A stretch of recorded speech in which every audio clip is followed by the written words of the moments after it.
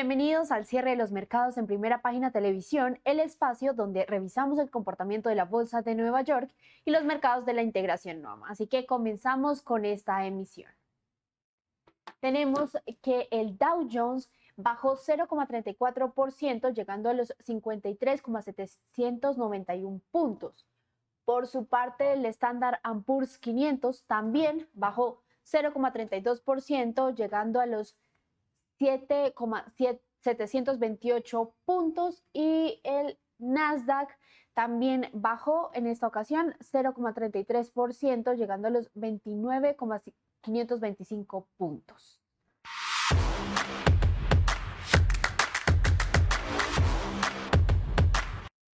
Tras revisar esta información, veamos cómo cerraron los mercados de la integración NOAM. Empezamos con la Bolsa de Valores de Colombia, en donde tenemos que el MSCI Colcap aumentó 2,14%, llegando a los 2.423 puntos. Por su parte, el MSCI NUAM bajó 0,39%, llegando a los 1.942 puntos.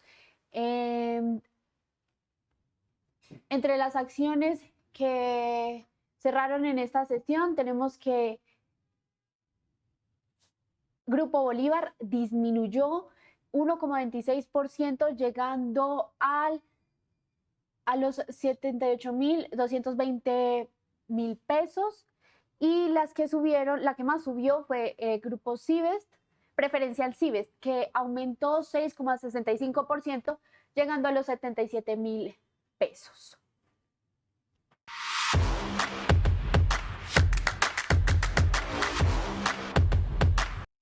El IPSA de la Bolsa de Santiago bajó 1,61%, llegando a los 11.087 puntos.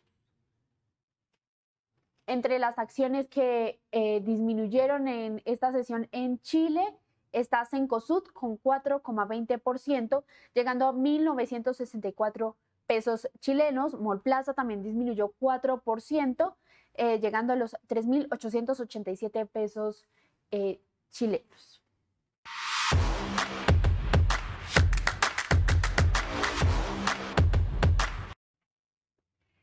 En el MSCI NUAM bajó 0,18%, llegando a los 1.941 puntos.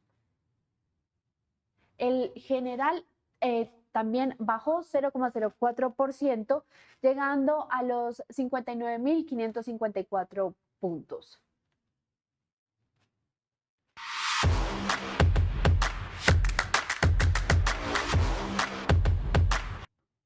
Tras revisar esta información, vamos con los índices en Venezuela. Tenemos que el índice bursátil de Caracas, que en esta ocasión aumentó 0,36%, llegando a los 5.237. Entre los otros índices que, recordemos, también se valoran en esta ocasión, está el índice financiero, que también aumentó 0,36%, y el índice industrial, que también aumentó 0,34%. Y luego de revisar el desempeño de las bolsas de la región, y como ya vimos en Venezuela, pues les agradezco por acompañarnos en este espacio a todos nuestros televidentes. El canal, nos vemos en una próxima oportunidad y los dejamos con este análisis económico.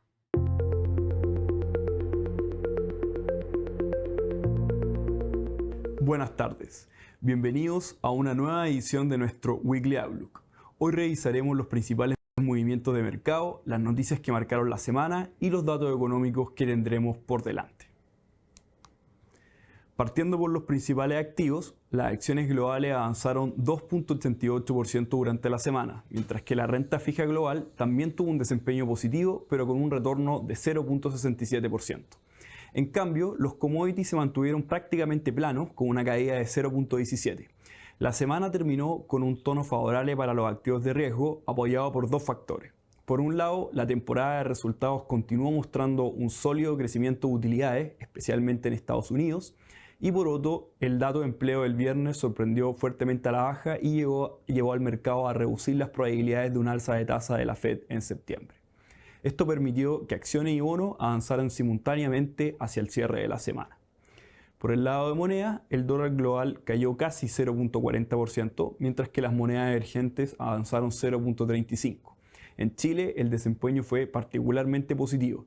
El IPSA subió un 2.17% y la renta fija local se mantuvo prácticamente estable, mientras que nuestra moneda local se apreció casi un 2%.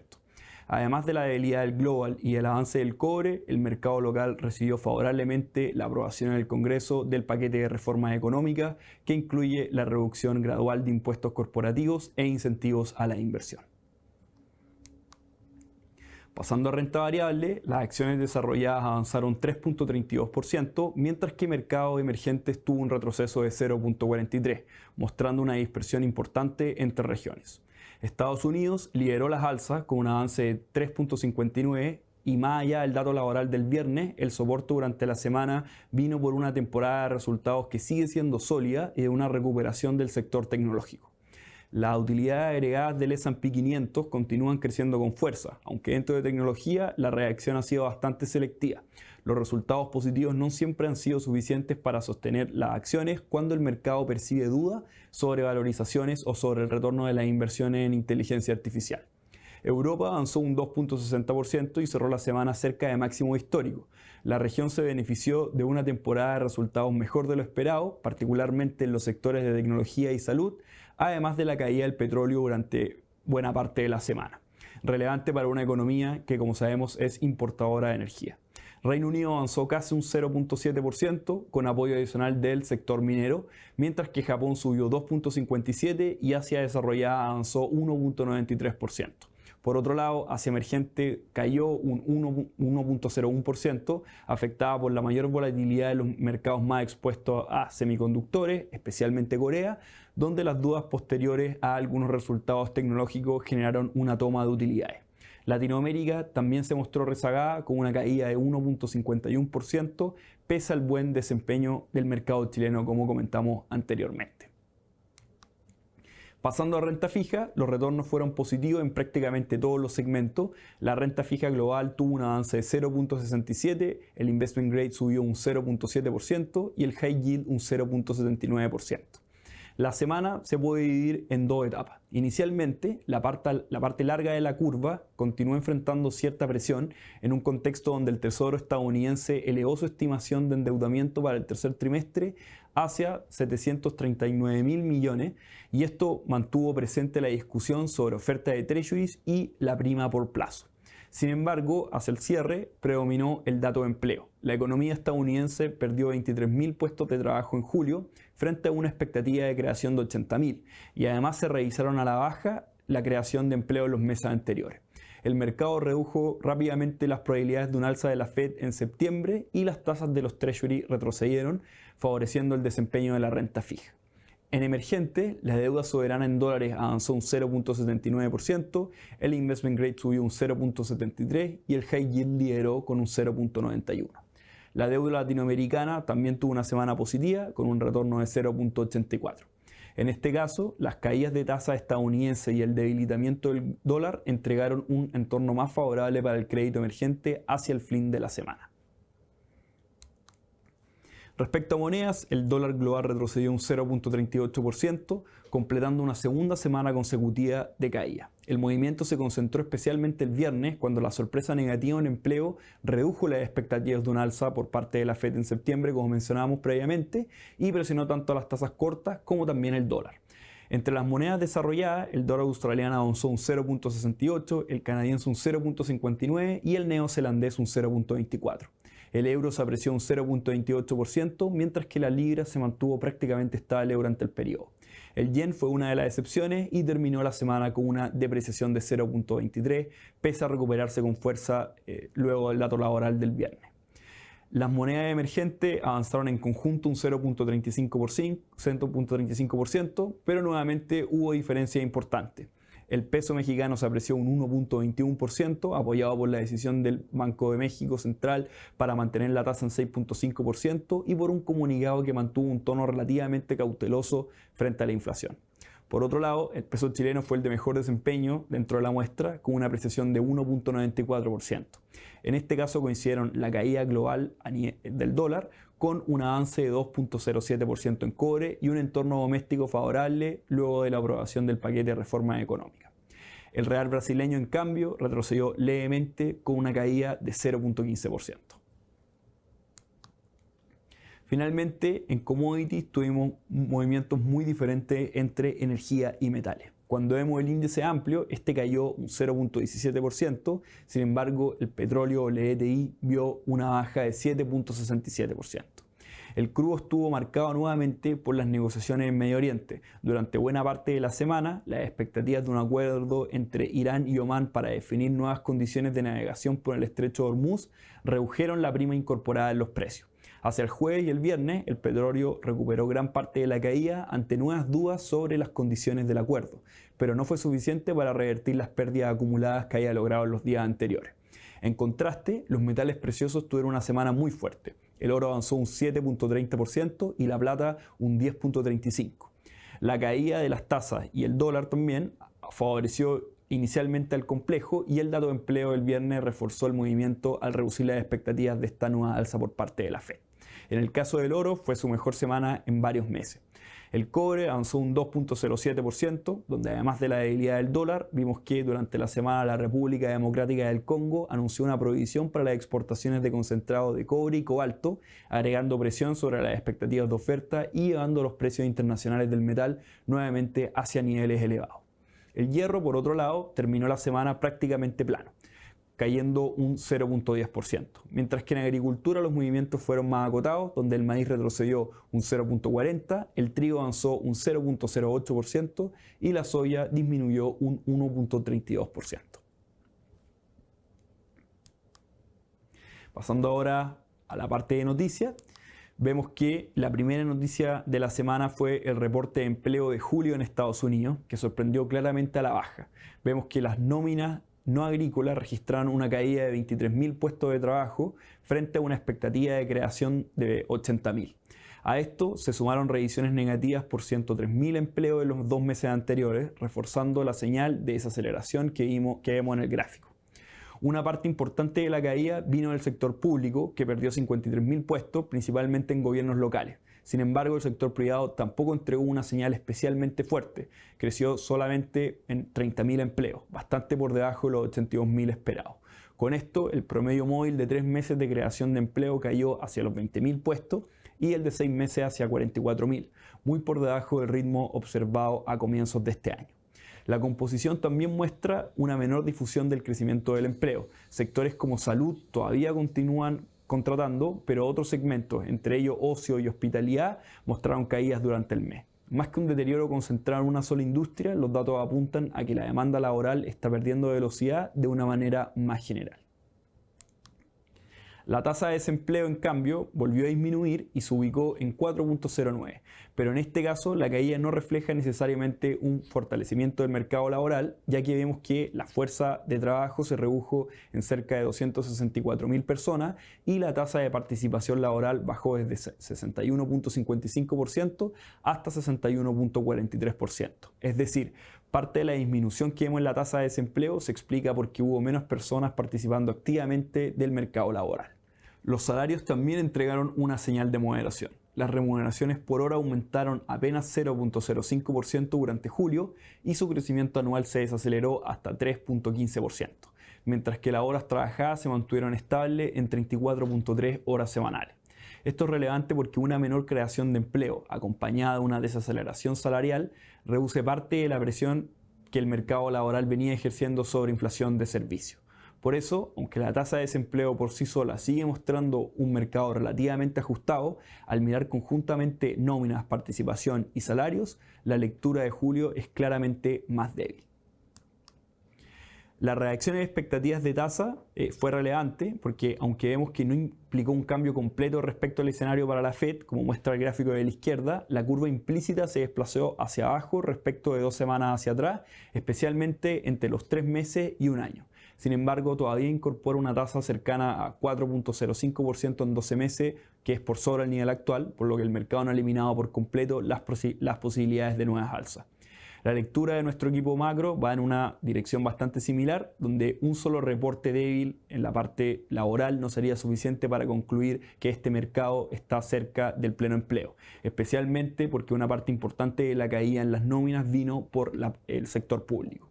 Pero si cambia el balance para septiembre, después de un dato de esta magnitud, sería necesaria una sorpresa inflacionaria más clara al alza para justificar una nueva subida de tasas. Si el IPC esta semana se ubica cerca de las expectativas, gana fuerza el argumento de esperar más información antes de volver a endurecer la política monetaria en Estados Unidos. Mientras que, por otro lado, en la parte larga, vemos que la curva continúa empinada. El diferencial entre las tasas de 10 y 2 años se mantiene cercano a 46 puntos base, reflejando que las tasas largas siguen incorporando una compensación mayor en la parte asociada a expectativas de inflación más elevadas en horizontes largos. Por eso, el dato laboral alivió principalmente las expectativas de política monetaria de corto plazo, pero no generó una caída equivalente en toda la curva y sobre todo en los tramos más largos. Como segunda noticia, tenemos la aprobación definitiva del Plan de Reconstrucción Nacional y Desarrollo Económico y Social y que se va a despachar para ser ley. Después de pasar por una comisión mixta para resolver las últimas diferencias entre ambas cámaras, el Congreso aprobó el texto final y lo despachó a ley. Más que un programa exclusivamente de reconstrucción, como sabemos, el proyecto reúne un conjunto amplio de medidas económicas y se estructura sobre 5 ejes: reconstrucción, reactivación de la construcción, la competitividad tributaria, agilización de la inversión y responsabilidad fiscal. El primer componente busca reforzar los recursos destinados a las zonas afectadas por los incendios en Ñuble, Biobío y Valparaíso, y en paralelo incorpora medidas para reactivar la construcción, un sector que viene mostrando una recuperación más lenta y que mantiene un stock elevado de viviendas nuevas sin vender. Entre las herramientas consideradas está la eliminación transitoria del IVA en la venta de nuevas viviendas por 12 meses, buscando acelerar la absorción de este inventario y generar una mayor actividad en uno de los sectores más intensivos en empleo. Para el mercado, probablemente el cambio más relevante está en materia tributaria. Como muestra el gráfico en la derecha, la tasa de primera categoría para grandes empresas va a bajar de manera gradual desde el 27% actualmente a 25.5% en 2027, 24% en 2028 y finalmente 23% en 2029. El punto importante es que la reducción no ocurre solamente una vez, sino que es una trayectoria conocida para los próximos años. A esto se suma una mayor reintegración gradual del sistema tributario y mecanismos de invariabilidad para proyectos de inversión de mayor escala, con el objetivo de entregar mayor visibilidad sobre las condiciones tributarias que enfrentarán las inversiones de largo plazo. El proyecto también incorpora un crédito al trabajo formal y cambios regulatorios orientados a reducir los tiempos y la incertidumbre asociada a nuevos proyectos. En materia ambiental, por ejemplo, se establecen mecanismos para acortar algunos procesos de reclamación y compensaciones bajo ciertas condiciones cuando una inversión que contaba con una resolución ambiental favorable posteriormente es revocada. Además, se contempla la exención de contribuciones para la primera vivienda de adultos mayores de 65 años, junto con mecanismos de compensación hacia los municipios. La implicancia económica es que el plan actúa por varios canales al mismo tiempo. La reconstrucción y las medidas para vivienda pueden tener un efecto directo sobre la actividad en el corto plazo, mientras que la reducción tributaria, la mayor certeza regulatoria y los incentivos al empleo apuntan principalmente a la inversión y al crecimiento potencial de largo plazo. Sin embargo, buena parte de esos efectos dependerá de la implementación y la respuesta efectiva de la inversión privada. Una menor tasa corporativa por sí sola no garantiza que los proyectos se materialicen. También es relevante mencionar que el proyecto incorpora un eje explícito de responsabilidad fiscal. Esto lo incluye porque una reducción permanente de impuestos necesita ser compatible con la trayectoria de las cuentas públicas para evitar que este estímulo a la inversión termine siendo contrarrestado por mayores necesidades de financiamiento por parte del Estado. Por eso, desde el punto de vista de mercado, probablemente habrá que mirar no solamente la entrada en vigencia de las medidas, sino también cómo evolucionarían empleo, inversión y ejecución fiscal durante los próximos años. Como tercera noticia, vemos que la inflación de julio en Chile entregó una señal favorable en el dato headline, aunque con una composición que puede ser algo menos benigna. El IPC aumentó un 0.1% mensual en línea con las expectativas y la inflación anual cayó desde 4.3 hasta 3.5%, acercándose nuevamente al rango observado antes del shock de energía a comienzos de año. Cabe destacar que una parte importante de esta moderación vino de combustibles, que registraron una caída relevante durante el mes. Por eso, al excluir este efecto, la lectura cambia bastante. La inflación core aumentó un 0.5 mensual y se ubicó en 3.2% anual, mostrando que las presiones de costos todavía se están transmitiendo hacia el resto de la canasta. Esto también se observa en el índice de difusión del gráfico de la derecha. Después de mantenerse cerca de 55% hasta mayo, subió hasta 60% en junio y en julio. Es decir, el aumento de precios está siendo algo más generalizado y no solamente concentrado en unos pocos componentes. En este sentido, el dato de julio entrega alivio por la caída en la inflación anual que mencionamos, pero todavía no muestra una normalización completa de las presiones subyacentes. Haciendo un doble clic, vemos que al mirar la composición en bienes core, la mayor presión volvió a venir de alimentos. Las bebidas no alcohólicas subieron 3.6%, los chocolates un 2.8%, las comidas preparadas un 1.3% y el pan un 0.7%. A esto se sumó la reversión de parte de los descuentos asociados por el Cyber Day de junio. De hecho, el rebote posterior a las promociones fue mayor que el observado en años anteriores, recuperando aproximadamente la mitad de las bajas del mes previo. Por el lado de servicio, la inflación core aumentó un 0.4 mensual en términos desestacionalizados y aquí destacaron arriendos y los servicios de salud con alzas de 0.6%, superiores a lo que normalmente se observa en este mes del año. Esto apunta a una indexación algo más fuerte a la inflación pasada, especialmente en componentes que suelen mostrar mayor persistencia. También quedan algunas presiones pendientes. Vemos que las tarifas eléctricas aumentaron un 2.4% en julio, pero todavía falta incorporar el ajuste asociado al componente de energía que podría agregar alrededor de 2.5 adicional a las cuentas eléctricas durante septiembre. Por eso, pese a la caída en la parte headline, vemos que el escenario de política monetaria no cambia de manera radical. La combinación de mayor difusión, servicios todavía persistentes y ajustes tarifarios pendientes sigue siendo consistente con una inflación que podría mantenerse por sobre la meta durante los próximos meses antes de converger gradualmente hacia el 3%. Nuestro equipo macroeconómico mantiene en este contexto la expectativa de una TPM en 4.5% al menos hasta el segundo trimestre del próximo año. Pasando al desempeño accionario, cuanto al S&P 500, vemos que este avanzó un 3.59% durante la semana. Current lideró las alzas con un 44.22%, seguida por Palantir, que subió un 39.78% después de superar las expectativas del mercado y elevar nuevamente su proyección anual de ingresos, apoyada por un fuerte crecimiento tanto del negocio comercial como gubernamental en Estados Unidos. En las caídas, The Trade Desk disminuyó un 23.50% después de reportar ingresos inferiores a lo esperado y entregar un guidance más débil para el tercer trimestre, mientras que Davita cayó un 23.46%. Respecto a Chile, vemos que el ICPA avanzó un 2.15%, donde Clínica Las Condes lideró con alzas de 13.76% en un contexto donde el mercado sigue incorporando su proceso de fortalecimiento financiero tras el aumento de capital por hasta 80.000 millones de pesos y el término del segundo periodo de opción preferente. Socobesa avanzó un 10.95, coincidiendo con la aprobación del plan de reconstrucción que incorpora medidas para la reactivación del mercado de viviendas nuevas, que es parte donde opera la compañía. Y por el lado negativo vemos que Maciza retrocedió un 6.71% y Empresas Copec cayó un 3.7%. Pasando ahora a los resultados corporativos de esta semana, la verdad es que es bastante más acotada que las anteriores. El lunes destacan Berkshire Hathaway y BarrickandMonday.com, mientras que después del cierre reportarán Rocket Lab, ACT Space Mobile y Him Hearst. El martes tendremos a Sea Limited y Cardinal Health antes de la apertura y después del cierre el foco estará principalmente en Supermicro Computer y CoreWeave, dos nombres directamente vinculados al ciclo de inversión en inteligencia artificial, además de Cava. El miércoles será uno de los días más relevantes con Cisco, que reporta después del cierre, junto con Coherent, mientras que próximamente reportarán News y Trimble. El jueves la atención estará en JD.com antes de la apertura y después del cierre en Applied Materials, uno de los principales proveedores del equipamiento para semiconductores, además de Globant. Finalmente, el viernes la agenda será bastante más liviana, con compañías de menor capitalización como Outlook Therapeutics. Respecto a los datos económicos, para esta semana la agenda macro va a estar marcada principalmente por la inflación de Estados Unidos, nuevas señales de actividad y algunas decisiones de bancos centrales.